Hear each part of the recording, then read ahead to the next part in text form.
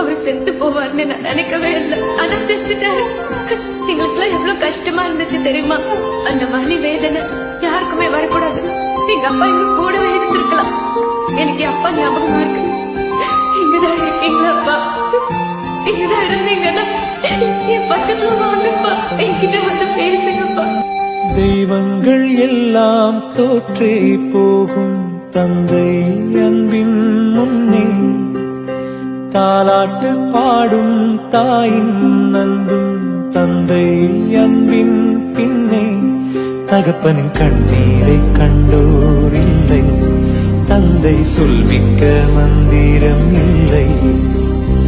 என் உயிரணுவில் வரமுன் உயிரல்லவா, மண்ணில் வந்த நானும் நகலல்லவா.